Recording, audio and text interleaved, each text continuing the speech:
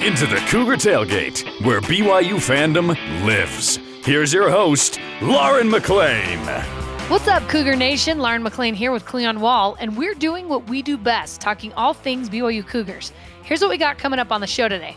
BYU baseball's heavy hitter Cole Gambill comes in studio to talk about his senior season playing with his brother and what comes next when baseball is behind him. Plus, since school is out and summer break is near, we'll pick our end-of-season superlative winners, the most likely twos of BYU Sports. But first, Cleon, what superlative were you voted in high school? Most likely to what? I was never voted on for a superlative. How dare you ask that question, Lauren?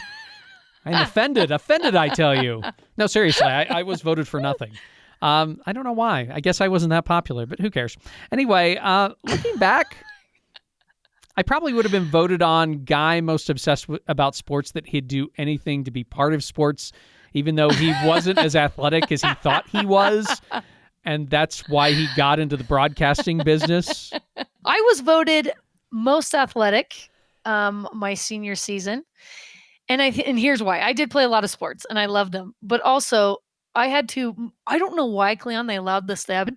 I had to mud wrestle for a school assembly against a teacher and a sophomore and a junior. Oh, wow. Yes, and I won. I don't think that'd fly No. nowadays, but no, it would not. I think that is why I was voted most athletic, because people were like, whoa, she just took down a teacher. Yes. Were you bigger than the teacher? We were about the same size. I think okay. that's an awkward situation. You know what I mean? Yeah, like, no. she kind of just let me win, but real wrestling match with the sophomore and junior, though. And I did win that. Wow. My dad was so proud. Okay. My mom was extremely embarrassed. School is out at BYU, and since it reminds of high school and yearbooks and empty promises, Cleon, to keep in contact over summer, it also reminds us of the always entertaining yearbook superlatives, the most likely to succeed, most unforgettable, and the life of the party and other things like that. We're going to give our own superlatives for the BYU sports teams. So let's start with number one, most likely to win a national championship. Who's your pick? It would be easy to pick the Cougarettes because they win every year a national championship. Yeah. So I'll go out on a limb. Most likely to win a national championship, I'm going to go men's cross country. And you might think, well, they're usually in the top 5-10 every year, but that's not the guarantee. That's not the long shot. That's like I think it can happen in the next year or two. So I'm going to go with men's cross country. Well, I'm sticking with the track theme. I'm going with Ashton Reiner-Lunt. She was a national champion javelin thrower, and she's coming back for another year. And I just think, Cleon, that she is the coolest girl in the world. She has the potential to be an Olympian.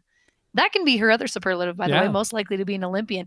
But I just think she's fantastic, and I think she's got another national championship in the waiting for her. So we'll see. All right, number two, most likely to win a Super Bowl.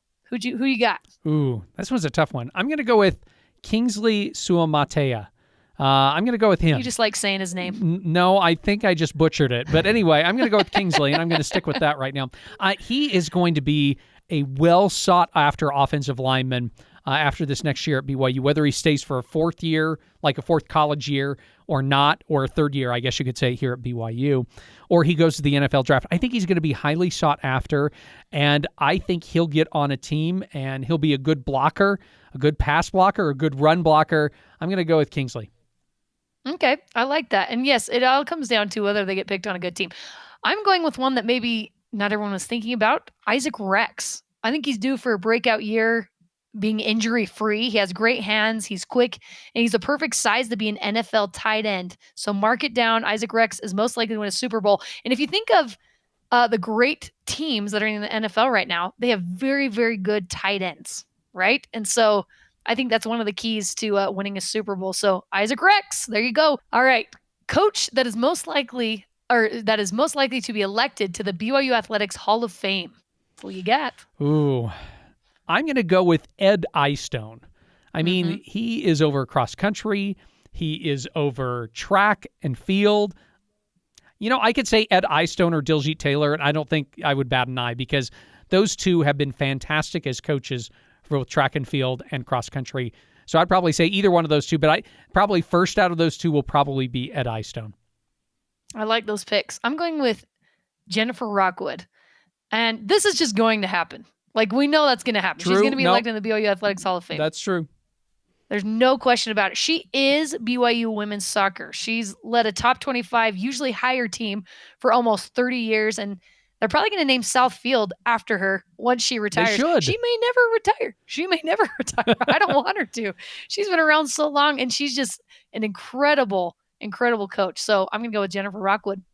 The next one, most likely to have a great comeback story next season. Who you got? No, I want to hear your pick first. I've been picking first this whole entire time. I want to hear your pick first. Okay. Chivalry is not dead. I'm going to go with Chaz Ayu, a 4-star prospect out of high school. Very talented, but he hasn't been able to stay healthy. And I think he's going to thrive in this new defense as a linebacker, finally show what he's made of. And he's due, and he's earned it. And I just want him to stay healthy so bad. So I'm going to go best comeback story, Chaz Ayu for his senior year. I'm choosing between. By the way, your pick is great. I hope he has a great final season here at BYU because he kind of just deserves it. He's a good player and he's a good guy and he's been through some things. And I'd love to have, for him to have a good final season for BYU and just stay healthy and get on the field and do some stuff. I'm choosing it between two. It's either Violet Zavodnik of the softball team or Trevin Nell of the basketball team. Oh, man. Violet's having a tough year this year. Trevin didn't play this past season because of injuries. I'm going to go with Trevin. I think, wow, this is a tough one. I think Violet is naturally going to come back. I think the best comeback story might be Trevin just because he missed the whole entire season due to an injury, and they really need outside shooting. I think he's going to thrive next year for the BYU basketball team. And what a great comeback story coming into the Big 12 where they desperately need him. So if he can perform, then I absolutely think you're right. All right, the next category is fan favorite. And I went with Puka Nacua or Lauren Gustin. Fans roared when Puka Nacua would come into the game because he was injured for some of those games. And when you'd see his number come in, fans would just go crazy because you knew he was going to make things happen. And Lauren just did everything. I think fans would go to the women's basketball games just to see if she was going to get another double-double. And she broke so many records. She's just an incredible athlete. So I definitely think those two were the fan favorites. What about you? I'll probably go with Puka Nacua. I think he's probably the most likely to be a fan favorite, even in the NFL after this season. I think people will just kind of glob onto him and like him like the BYU fans did here. Okay, most likely to make a game-winning play. Can I pick the same guy twice? Because I'm going to. Okay. Puka Nacua. Puka Nacua is most likely to make a game-winning play. He did it against Boise State with his improbable catch that proved to me he is NFL caliber. He just knows how to take things into his own hands and to win. And he's just an incredible, incredible player. I hope he gets the chance to prove himself in the NFL. Who did you get? I'm going to say most likely to make a game-winning play. I'm going to say Dallin Hall. He did it a few times last season for the BYU men's basketball team. I think he'll continue to do that for the BYU men's basketball team because to me, he has no conscience, and that's a good thing sometimes. And he'll if he's shooting bad, he's like, I can still make the game-winning shot. Just trust me.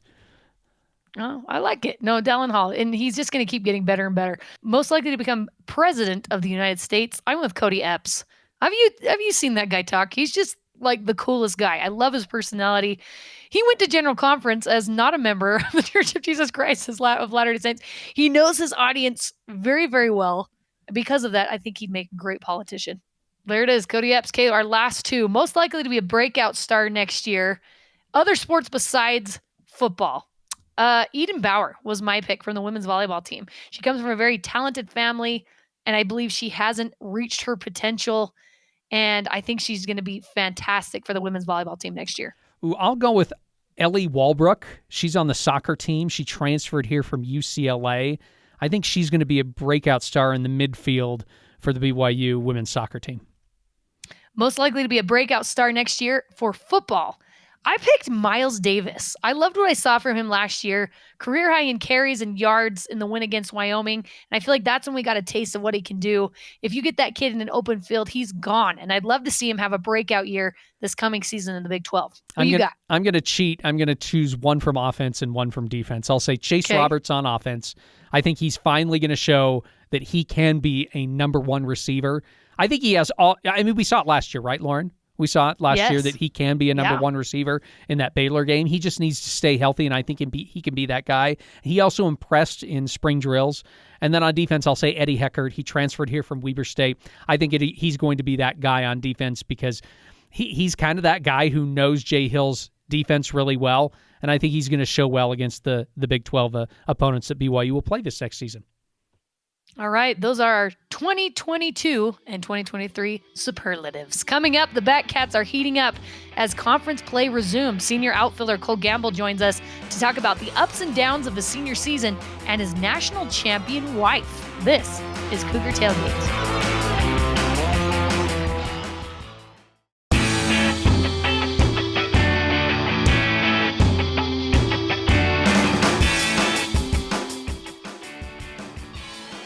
Welcome back to Cougar Tailgate. I'm Lauren McLean alongside Cleon Wall. The BYU baseball team is in the middle of their last season in the WCC, and joining me now is senior outfielder Cole Gambill, who leads the team in runs and second on the team in home runs. Thanks for coming on, Cole. Thank you so much. There's just about a month left in the season, including the WCC tournament. How would you describe your senior season so far? Senior year's been great. You know, I had a couple goals coming into this year, obviously knowing it was going to be my last. But one thing I've really wanted to work on is just remembering how much I love the game, you know, because I don't get to play it much longer. And so senior year's been great. But I think one of the things that's helped me is kind of having that perspective of just gratitude for what's going on and just remembering, you know, this does end here pretty soon, and you might as well have as much fun as you can while you're at it. Well, even though it is going to end really soon, have you been kind of bragging to your teammates a little bit because you were named the WCC Player of the Week recently, and also the Collegiate National Baseball Newspaper, one of their Players of the Week. Then again, Austin Deming, you know, he was named WCC Player of the Week recently too. So do you feel like you have to one-up Deming now? You're like, maybe I need to get one more just so I can one-up him a little bit. Yeah, you know what's funny is Deming and I have talked about this. It's not like it's not like this unspoken thing. No, we talk about it. We make jokes about who's going to hit more home runs and different things like that in the year. I think I actually tied up with him on Thursday because I had a couple and we were both at 10. And then Deming proceeded to hit 4 more over the next 2 days. So I was like, well, all right. You know, it was cool while it lasted, but it's been a ton of fun. Deming is an unbelievable player, and he's been proven that all year. Austin Deming was on BYU Sports Nation, and he talked about how everyone picked one word to focus on this season. What was that one word for you?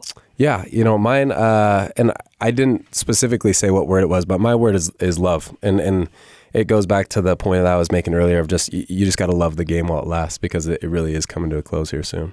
Is it also love for teammates too? Love for, you know, the guys that you're playing around? For sure. I think that all goes into the experience of the game. I think when I wrote my word, or when I was really coming up with my word, I think my focus was mostly on the fact that it's been a game that I've dedicated so much of my time and my life to, and go out this last year and make the most of it, knowing that like you really love this game. It's not just something you've done your whole life. It's something you care about. It's, you know, I love it so much. I follow the MLB as close as I can. I follow college baseball as close as I can. So it's really something that I love. And so as far as the teammates and different things go, I think that definitely plays a part of it. But I think when I was writing that word, it was like, this game has meant so much to you for so long. You know, remember to love it. That's so cool. Definitely something you got to remember. And there are a lot of ups and downs in baseball, the game that you love, and your team has had some this year. How do you mentally handle all those ups and downs throughout a long season? That is a question that I think I get all the time, especially from maybe younger or newer players, because it is so hard. It is so hard to kind of go through those ups and downs of baseball. I think I almost have a reverse mentality on how most people would probably look at it. I think if you can control the ups more than controlling the downs, it'll actually help with the downs. And what I mean by that is when things are going well, being able to just kind of stay level, just kind of to stay moderate, stay in the middle. Because if you can do that when things are going super well, you'll actually be able to do that a lot better when things aren't going so well. And so it's really just being able to control both ends of the spectrum. I think the more that we focus just on how do we fix the downside, how do we fix ourselves in the bad times, I think we sometimes forget that part of that might be just being that way all the time, just be in the middle all the time, even when things are going good. Remember that, you know, it's important just to stay right there. You know, you've been on fire, you know, hitting. You talked about hitting home runs just not too long ago. I've never hit a home run in my life. I want to know, what's it like hitting a home run when it clears the fence? Is it an incredible feeling? I mean, for you, since you've maybe hit so many home runs, is it just like, it's just another hit? What's it like, and how hard is it? Well, how hard it is, that's an interesting question, and I think sometimes it just, the stars align, so to speak, and everything, the timing's right and the pitch was right, and that's kind of how it happens. But as far as hitting home runs, I've said multiple times, it is the greatest thing in baseball. Like, pitchers don't get to experience that. They get, maybe they get to strike someone out, or they have a really good start or a good inning or whatever. It's not nearly as good as hitting a home run. They don't get to do that. And so for us hitters, it is the best thing in the sport of baseball. I mean, if you think about it, you hit it, you watch it go over the fence, of course, and then you get your 20 seconds or whatever to jog around the bases. There's nothing better in sports. For 20 seconds, you feel like you're the king or whatever. And so I really feel that way. I think hitting a home run is one of the best things, not just in baseball, but in all sports. I think it's the coolest thing you can do. How old were you when you first hit your home run? Your very first home run? That is, I'm going to guess 11 or so. I might have hit one like in Little League or something, and I probably thought it was the best day of my entire life, and, and different things like that. But I guess I'd struggle to guess exactly how old I was, but probably 11 or 12 if I had to guess. He's hit so many, Lauren. I mean, he doesn't even remember. Yeah, totally. Yeah. Well, it's not, He's like, when I came out of the womb. No, I'm just kidding. Yeah. You played at Salt Lake Community College for 2 years before coming to BYU. How did your time there prepare you for Division I level play? I wasn't a super highly recruited player out of high school. Out of high school, Salt Lake was actually the only school that gave me like a real tangible offer, right? They were the only ones who said, we're ready to take you on. Here's our offer, and come play for us. And so I loved my time at Salt Lake. I loved the coaches up there. I loved DG. I loved Wadups and all the other coaches that I got to work with. And I really think that they did prepare me to make that transition. Because like I said, in high school, I was just okay. I was just an okay player in high school. And so being able to go there and take that kind of step, I think if I would have come here to BYU as a freshman, it could have potentially been an extremely negative experience for me, because I don't know if I would have been in a position where I could say like, yeah, I'm good enough to play here. And it would have really hurt me to like have to sit the bench a lot and have to watch these other guys who are clearly superior talents to where I was at that time. And so going to Salt Lake, being able to develop there for a couple of years, I think was massively important for what I would end up doing here at BYU. What is it that you think you developed the most there? Was it more of just how to play the game? Was it fielding, batting? Was it just the mental side of it? I mean, kind of give us an idea of what it was that you learned at Salt Lake Community College that kind of took you to that next level, so that BYU and other schools said, yeah, hey, we want to take a chance on Cole. Right. I think, well, the easy answer is for sure all of it, right? Everything plays into it. The mental game was huge, right? Being able to learn how to kind of deal with some failures and different things like that. Playing against better, I'm gonna leave the fielding aside. I think the fielding just kind of slowly progressed, and I got a little bit better. I don't think that's the reason that I became so much better player was fielding. It was probably more the hitting side, right? And so for me as a hitter, being able to go to Salt Lake and play better competition than what you would see in high school, and then being able to go from Salt Lake to BYU and playing better competition than I would have saw at Salt Lake, right? And so having that intermediate step was so important for me, because I think if I would have made that jump, like I said, straight from where I was playing in high school, right, at Lone Peak, if I would have made that jump from Lone Peak straight to BYU, especially after my mission, because I did go on a mission right after high school, I think I would have, quite frankly, gotten crushed. Like it would have crushed me. And so I think having that intermediate step for me was huge. And talking about the mental game, it allowed me to progress through a more linear route as opposed to making such a big jump. If I were to make that big jump, talking about the mental game, I probably wouldn't have lasted, right? I don't think I would have done well.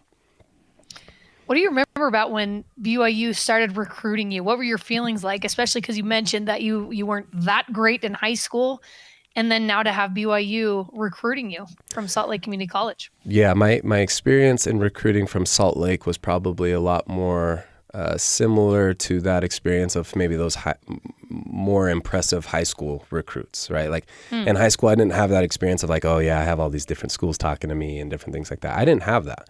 When I went to Salt Lake, I finally kind of did have that a little more, where my recruiting was expanded to multiple colleges around the area, of course, as well as some of those outside of the state. And so it was an extremely positive experience for me, the recruiting process. When I finally got the call from BYU, because I'd always been interested in BYU. Truth be told, I wanted to come here.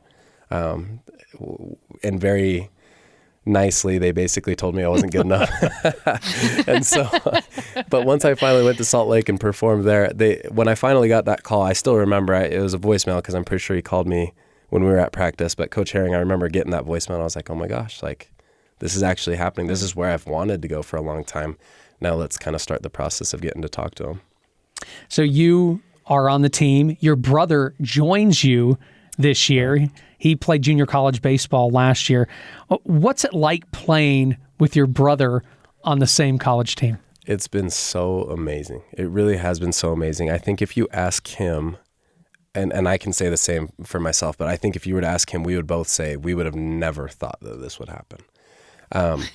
Because he was in a similar spot as I was in high school. We were just like okay, good players. You know, we weren't great. And Tate, you know, he went on his mission and hadn't decided where he was even going to go to school yet. He didn't even know if baseball was in his future. He didn't even know if that was going to be an opportunity. So once Southern Idaho, the junior college he went to, once CSI reached out to him and said, hey, like, let's give it let's roll the dice and let's take a chance and have you come up here and play. He was also given that opportunity to take that intermediate step and come here to BYU. But I'm telling you, if you would have asked him 2 years ago, or if you would have even asked him maybe a little bit over a year ago from right now, I don't think either one of us would have thought that this opportunity was ever going to exist. And so being able to play with him, and there's been a handful of times where we've been on the field together, it has been so fun. It has been so fun. I love that so much. And I have 6 siblings myself. We're all very competitive. And I've played sports with some of my sisters, and I feel like we get mad at each other more than like other teammates. You just can because you're siblings. Does he ever get on your nerves when you're playing together?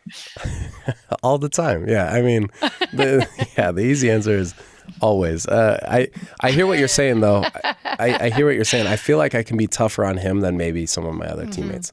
And maybe that's just because I've been tougher on him for the last 20 plus years, not just, recently being on this team together. And so I think that all plays into it. But I think at the end of the day, too, he knows as well as I know with him that there's a little bit more, even though it can be tough love, there's a lot more love, too. Like, don't forget the love part. Even though it's tougher, it's also more love. Right. You have a lot of talented athletes in your family, and you can include your wife in that, Lauren. Yeah, she's the best one. Yeah. So. Well, hey, at least you acknowledge that. You're just like, I'm not even going to fight this. She won a national championship with the Cougarettes. What was that like to kind of be a part of that, now being her husband, instead of, we as fans, we see it, and we're just like, oh, the Cougarettes, they're just awesome. But you as a husband and being a part of that, what was that like? Right. So before I was married to Lauren, or even knew Lauren, I'd heard about the Cougarettes. I knew how great they were. I'd see them at the football games, maybe, right, doing their thing, and it was a ton of fun to watch them, of course, because they're really good, right? They're really, really good. So now coming over to BYU, getting to know Lauren, and eventually marrying her, and then getting to watch her put in the hard work and the dedication and the time that it takes to be a national champion. Like, I just couldn't be more proud of her. Like, she is so impressive. She works so hard. And at the end of the day, now that we're married, I get to say we are champions because I've never been a national champion. I've never been a state champion, none of that. And she's done all those things. And so now I get to pretend like I'm a small part of that. But anyway, she's so amazing. She really is. And like I said, it's not without the hard work, but obviously there's the talent piece in there that she's just always had. So. They really are incredible women. And you have baseball season going on, and she has her competitions. How much are you able to watch her during this time? Yeah, I would say that in the fall time when I'm actually home, it is so important to me that I go to all of her football games and all of her basketball games that she dances at. I go to everything that I can, especially during the fall and winter months. Because then once our baseball season starts and I'm on the road a lot and playing a lot, it becomes a little bit harder to go do some of those things. One thing that I somewhat regret is I've never been able to go watch her in Daytona where they do the nationals competition. I've never been able to go do that, and it's because of baseball, right? It's because I've had games, I've been on the road or whatever reason, and I was never able to go, even though I so wish I could. Like I really wish I could go watch her perform there and support her there, but because I know that stuff's going to happen, and because I know I'm going to have to miss certain things along the way, especially during our season, It's so important to me that I support her 100% of the time that I can when I'm not out of town, right? During the fall, I go to all the football games and make sure I watch her. I go to all the basketball games that she's dancing at. Usually they do half team. And so I always go to the ones that she's at 100% for sure. And it's because I want to make sure that she knows, number one, I love her, right? And I'm going to go out there and support her. And number two, she needs to know that like she's always got someone in her corner that really cares about being there and really cares about supporting her that way. You mentioned she's the best athlete in your family. That's right. I want to know how much she's helped you with your dance moves. Oh my gosh. You know, it's funny. I'm going to tell you a couple super, super short stories about that kind of stuff. We've been to weddings together, right?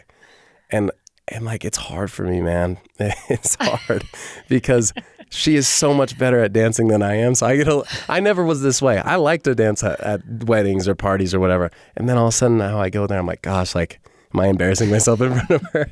So she does help me. But at the same time, I recognize that she's just so superior to me in that realm. So it's a tough one, but it's also fun because she has taught me some stuff along the way. It's kind of fun. Hey, she's got to love your unique moves, though, I'm sure, right? Like, it's not all about, like, the cool tricks you can do. You just got to be yourself. Yeah, she probably looks at me and she's like, you're kind of a dork, but all right, it's cute. But you're cute, so I'll keep you. There we go. You're almost done with your college career, which has got to be kind of weird. What are your plans after you finish? Yeah, you know, I studied finance while I was here at BYU. I think it's kind of the major I knew I wanted to do. I was kind of deciding between finance and accounting when I was transferring over, and so I kind of knew I wanted to do this. But there's a firm in Salt Lake that I interned for this past year, and I really, really liked it. And so the plan right now is to head back up there. They do the financial services, wealth management type of stuff, and I've been so intrigued by that kind of stuff my whole life.